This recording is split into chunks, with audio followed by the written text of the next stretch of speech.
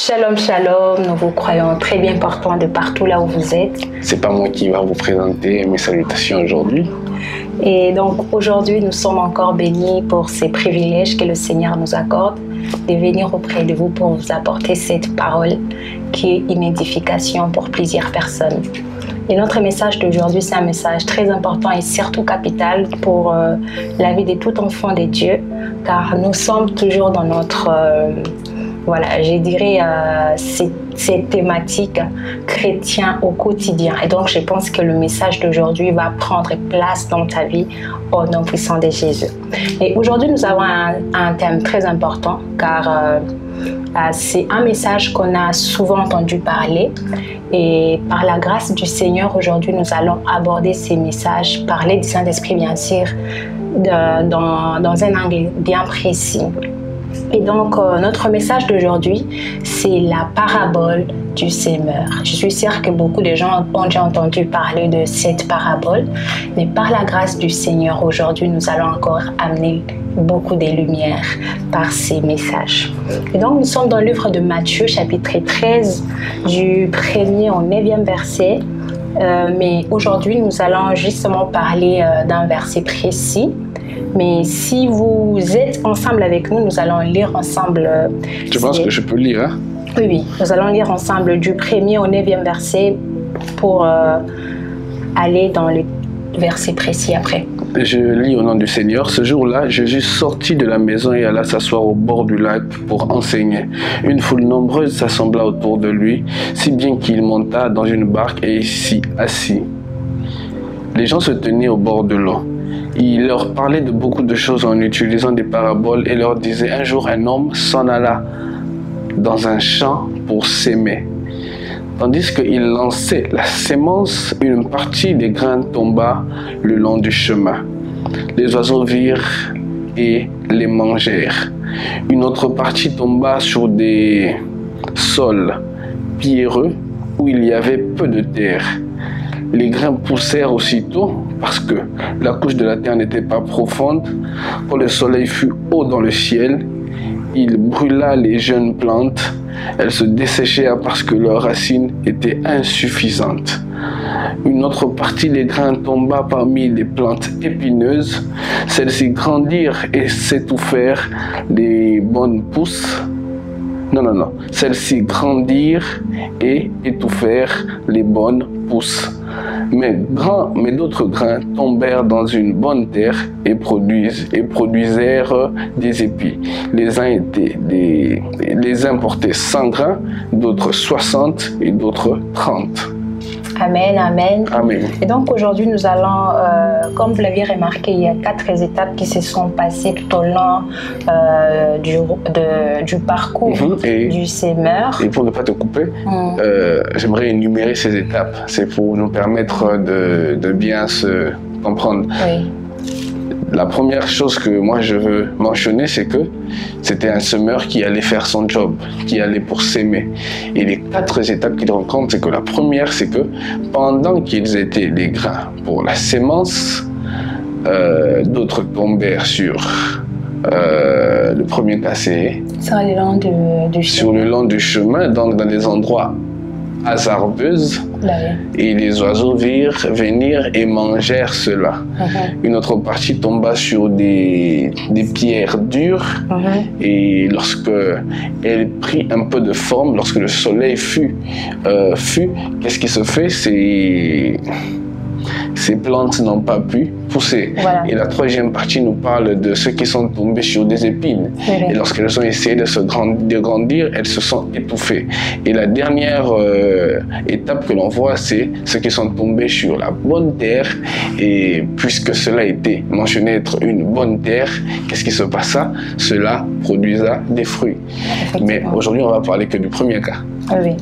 On va parler de cette sémence qui est tombée sur le long du chemin, mais que les oiseaux ont pu voler et manger. Alors, comment développez-vous cette pensée? Moi, j'ai une pensée bien précise liée à ce texte, mais j'aimerais un peu d'abord t'écouter pour réussir un peu ajouter de peu de choses que je pense comprendre de cela? D'accord, merci. Déjà, si moi j'ai pu épingler quelque chose, on remarque que la sémence, on a remarqué et on remarque encore que la sémence, quelle que soit la terre qu'elle trouve, elle donne toujours du fruit.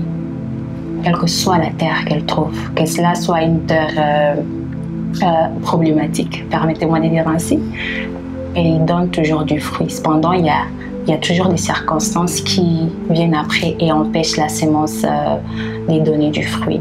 Et aujourd'hui, si peut-être j'ai pu aller plus loin et amener ces contextes au fait un peu plus éclairés, je vais plus parler de la parole du Seigneur. Je vais considérer cette sémence comme la parole du Seigneur. Lorsque la parole du Seigneur est donnée, lorsque la parole du Seigneur est envoyée, ça vient avec une puissance. Quel que soit l'état qu'elle trouve, elle est puissante en elle. Cependant, ça dépend de comment on la reçoit, ça dépend de comment on l'entretient et ça dépend de comment on la garde en nous. Donc, parce qu'au fait, dans le fond, en elle-même, elle a déjà beaucoup de puissance. Effectivement. Donc, aucune sémence qui provient de la part de Dieu n'est stérile. Toute sémence qui provient de la part de Dieu est porteur de vie. Sauf que pour que cette vie puisse produire ce qu'il faut, il faut que la terre qui la reçoit soit une terre qui n'empêche pas la sémence de grandir. Okay. Effectivement. Et aussi, pour être beaucoup plus pratique, nous allons énumérer 3 points qui sont très importants, dont nous allons figurer cela. Nous allons voir Dieu comme les semeurs, lui qui a la sémence, et la sémence qui est sa parole. Et cependant, nous sommes la terre. Nous qui sommes ses enfants, parce que c'est en nous qu'il dispose sa parole, c'est en nous qu'il dispose sa sémence. Donc Dieu, aujourd'hui, nous allons les considérer plus comme les semeurs et la sémence comme sa parole, bien sûr. Cependant, nous comme la terre.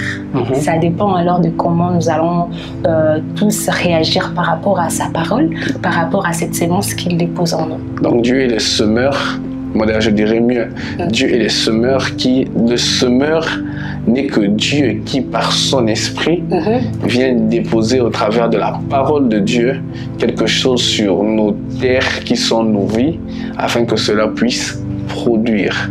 Et donc, du coup, maintenant, le problème, c'est quelle est cette terre qui reçoit cette parole que Dieu a envoyée. Effectivement. Et le premier thème qu'on va développer aujourd'hui, c'est celui qui a reçu la terre, mais que les oiseaux sont venus manger et voler. Donc, autrement, on peut dire c'est cette parole de Dieu qui a été déposée dans la vie d'une personne, mais qu'un corps étranger est venu récupérer. Effectivement. Comment tu développes ça? Déjà, premièrement, pour être beaucoup plus clair, c'est qu'on voit premièrement, parce que quand la parole de Dieu vient, ce qui empêche souvent à ce que cela ait toute son efficacité, c'est d'abord les péchés. La Bible est claire à ce sujet. On dit que les péchés n'ont aucun pouvoir au fait sur un enfant de Dieu. Mais une fois qu'on permet à ce que les péchés aient le pouvoir sur nous, les péchés détruits au fait, c'est quand ça commence à nous détruire. Et deuxièmement aussi, ce qui empêche à ce que les enfants de Dieu bénéficient de cette puissance que Dieu libère en elles, c'est quand elles oublient la parole que Dieu les avait donnée. D'où ils vont croire à toute parole qui sera libérée par diverses personnes, dont on va considérer ça comme les faux prophètes. Beaucoup de gens ont reçu la parole du Seigneur, mais à cause de ces corps étrangers que vous venez de dire, ils ont laissé cette parole ne pas avoir la puissance, l'efficacité en eux. Ah oui, parce que dans le fond, il faut aussi... Ah oui, moi je pense que c'est très important de savoir ça. Déjà, le péché a la capacité de voler cette parole que Dieu vient déposer dans ta vie pour qu'elle produise. Quand tu vis dans le péché, tu ne permets pas à cette parole de prendre vie. Donc c'est comme un oiseau qui vient voler cette sémence que Dieu a eu la peine de venir déposer dans ta vie. Mais aussi, le faux prophète est aussi un élément que le diable utilise afin de venir voler la bonne parole qui est déposée dans nos vies. Donc cela veut dire ceci: une bonne parole que tu reçois peut être embrouillé, peut être dérangé par une autre parole qui ne provient pas de Dieu, mais que tu reçois. D'ailleurs, c'est ainsi que moi je connais des personnes qui, à cause de certains autres évangiles qui ont eu à intégrer leur vie, ont vu leur vie chrétienne tomber en rouille. Ça c'est vrai. Parce qu'au début, il avait reçu la bonne parole. Au début, il avait reçu la parole qui lui avait dit qu'il était nouveau, qu'il devait changer, qu'il devait prospérer. Mais il reçoit un autre évangile après qui apparemment est venu voler cette première parole qu'il avait entendue. Et automatiquement, cet oiseau qui est venu voler la bonne sémence que notre père avait sémée, voulait s'aimer, cet oiseau qui aussi peut être le mauvais évangéliste vient arracher cela et tu te retrouves loin de la bonne sémence qui devait produire des fruits dans ta vie. Effectivement.